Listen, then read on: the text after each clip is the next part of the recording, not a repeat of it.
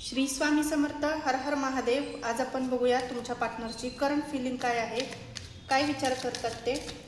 ही general collective timeless reading असते. तुम्हाला जेवढी रेझोनेट होईल तेवढीच घ्या, बाकीची सोडून द्या.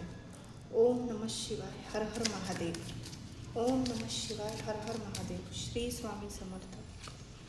हे बघा, कार्ड्स खूप पडले, याच्यातूनच आपण घेऊया.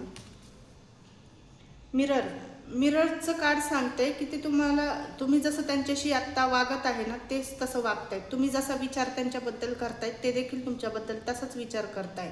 मिसिंगची एनर्जी आहे सेल्फ रिफ्लेक्शन्स, म्हणजे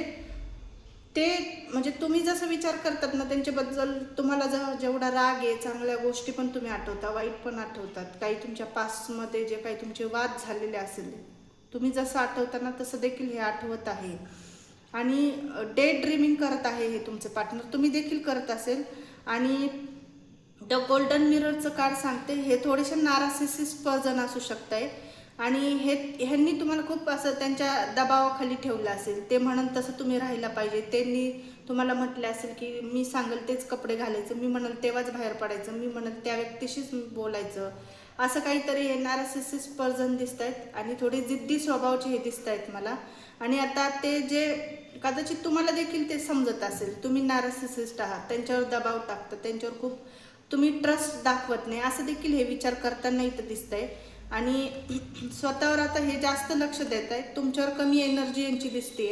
ॲडिक्शन, ह्यांना असं वाटतं की त्यांनी तुम्हाला पहिले सांगितलं असेल त्यांनी की मी तुमच्याशिवाय राहू शकते, आणि ते असं दाखवत पण असेल कारण मला काही फरक पडत नाही तुझ्या न बोलण्याने न असण्याने. पण असं नाही आहे, ह्यांना तुमचं खूप ॲडिक्शन आहे, हे खूप मिस करतात. तुम्ही ज्या ज्या वेळी ज्या ज्या ठिकाणी तुम्ही कुठे भेटले असतात, तुमचं भेटायचं एक पॉईंट असेल, त्या ठिकाणी हे जात आहेत किंवा त्या गोष्टी मिस करताना इथं दिसत आहे. आठवण खूप येते पण कंट्रोल करण्याचा प्रयत्न हे करतायत. तुमचे काही जुने फोटोज वगैरे असतील, व्हिडिओज असेल, यांच्यासोबतचे पिक्चर्स काय असेल तर हे बघतायत. मिसिंग एनर्जी दिसते, खूप आठवण त्यांना येते. आणि नवीन मेमरीज वगैरे हे तयार करतायत तुमची, किंवा ह्यांना तुमच्यासोबत पुन्हा एकदा क्षण घालवायचे, नवीन फोटोज वगैरे काढायचे. त्यांना तुमची खूप आठवण येते, पुन्हा एकदा त्यांना तुम्हाला भेटायचे. नो कॉन्टॅक्टवाल्यांसाठी ही सिच्युएशन, ही रीडिंग जास्त मॅच होईल असं इथं दिसतंय. कार्मिक रिलेशनशिप तुमचं असू शकतं इथं असं दिसतंय. आणि हे जे तुमचे पार्टनर आहे ना, हे कार्मिक आहे, हे तुमच्यासाठी काहीतरी लेसन शिकवायला तुमच्या लाईफमध्ये हे आलेले असतील. तुमच्या दोघांच्या पण रिलेशनमध्ये मला असं दिसतंय ऑन ऑफ सिच्युएशन खूप येते. ह्याचा देखील हे विचार करतात की तुम्ही त्यांचे सोलमेट आहात की कार्मिक आहात, कारण तुमच्या रिलेशनमध्ये भरपूर असे गैरसमज होता, खूप सारे वाद होतात, पुन्हा तुम्ही समेट करता, पुन्हा एकत्र येता. त्यांना तुमच्याबद्दल खूप आकर्षण, अट्रॅक्टिव्ह फिलिंग होते. ते ब्रेकअप घेऊन देखील त्यांना एक तुमच्याबद्दल एक कुठेतरी आकर्षण वाटतं, अट्रॅक्टिव्ह वाटतं. तुम्ही जेवढं यांच्यापासून लांब राहतात ना तेवढं त्यांना तुमच्याबद्दल आकर्षण तयार होतं.